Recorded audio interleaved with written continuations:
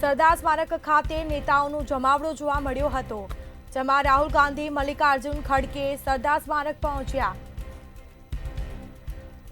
તો સોનિયા ગાંધી પણ પહોંચ્યા સરદાર પટેલ રાષ્ટ્રીય સ્મારક। પ્રભારી મુકુલ વાસનિક પણ પહોંચ્યા સરદાર પટેલ સ્મારક, જેમાં કોંગ્રેસનું રાષ્ટ્રીય નેતૃત્વ કરી રહ્યું છે સ્મારકની મુલાકાત। તો વર્ષો બાદ ગુજરાતમાં મળશે કોંગ્રેસનું રાષ્ટ્રીય અધિવેશન, જેમાં દેશની સાંપ્રત પરિસ્થિતિ અંગે અધિવેશનમાં ચર્ચા સમીક્ષા થશે। તો સાંજે 5 કલાકે મહાત્મા ગાંધી આશ્રમે જશે આ તમામ નેતાઓ। સાબરમતી મહાત્મા ગાંધી આશ્રમમાં પ્રાર્થના સભા યોજાશે અને પ્રાર્થના સભામાં તમામ જે દિગ્ગજ ટોચના નેતા છે તે પણ ઉપસ્થિત રહેશે। સાબરમતી તટે રાત્રે ભવ્ય સાંસ્કૃતિક કાર્યક્રમનું પણ ખાસ આયોજન કરાયું છે।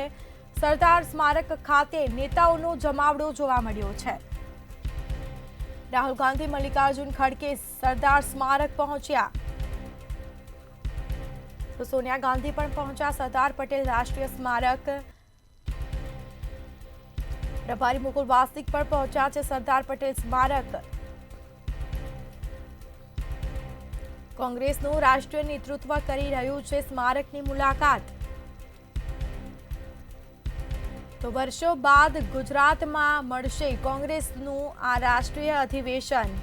64 વર્ષ બાદ ગુજરાતમાં કોંગ્રેસનું રાષ્ટ્રીય અધિવેશન મળવા જઈ રહ્યું છે। દેશની સાંપ્રત તેમજ સાંજે 5 કલાકે મહાત્મા ગાંધી આશ્રમે તમામ જે નેતાઓ છે તે જવાના છે। ખાસ કાર્યક્રમનું પણ આયોજન કરવામાં આવ્યું છે। સાબરમતી મહાત્મા ગાંધી આશ્રમમાં પ્રાર્થના સભા યોજાશે। સાબરમતી તટે રાત્રે યોજાશે ભવ્ય સાંસ્કૃતિક કાર્યક્રમ। તો રાહુલ ગાંધી, સોનિયા ગાંધી તેમજ ખડગે સરદાર સ્મારક પહોંચ્યા।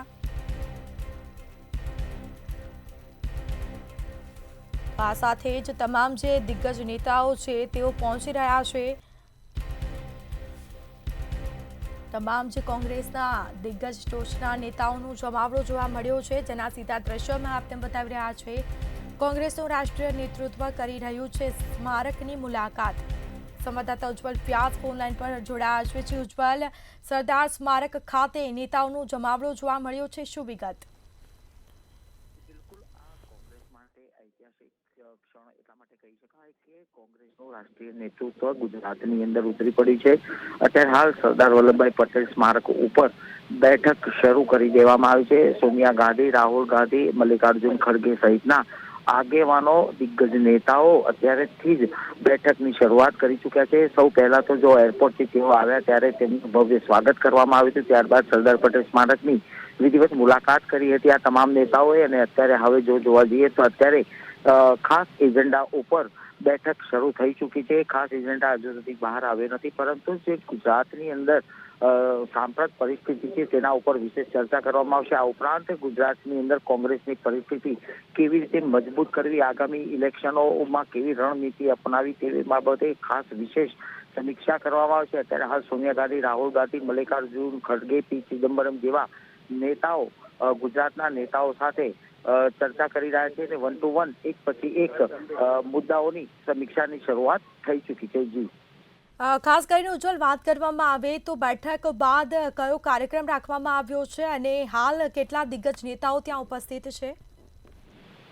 ગુજરાતનું આખો કોંગ્રેસનું નેતાગણ ગઈકાલ રાતથી જ અહીંયા તૈયારીમાં લાગી ગયું હતું। જો કે અત્યારે હાલ જો જોવા જઈએ તો ગુજરાતના કોંગ્રેસના આગેવાનો, મોટાભાગના તમામ આગેવાનો અત્યારે હાલ અહીંયા સરદાર પટેલ સ્મારક ઉપર જ છે અને અત્યારે હાલ જે બેઠક ચાલી રહી છે તેની અંદર જે ચર્ચા કરવામાં આવશે ત્યારબાદ તમામ જે આગેવાનો છે તે મીડિયા સમક્ષ પણ પોતાની પ્રતિક્રિયા આપશે। સંભવતઃ રીતે જો જોવા જઈએ તો જે બપોરનો વિરામનો સમય છે, લંચ ટાઈમ છે, આ સમયગાળા દરમિયાન એક પછી એક નેતાઓ મીડિયા સાથે પોતાની પ્રતિક્રિયા આપશે અને ગુજરાતની જે સાંપ્રત પરિસ્થિતિ છે તેના ઉપર વિશેષ ચર્ચા કરશે અને મીડિયાને પણ પ્રતિભાવ આપે તેવી શક્યતાઓ દેખાઈ રહી છે। જી, બિલકુલ, આભાર આપનો। તો આ સાથે સરદાર સ્મારક ખાતે નેતાઓનો જમાવડો જોવા મળ્યો છે। થોડી વારમાં જ CWCની આ બેઠક મળવાની છે। રાહુલ ગાંધી, મલ્લિકાર્જુન ખડગે સરદાર સ્મારક પહોંચ્યા।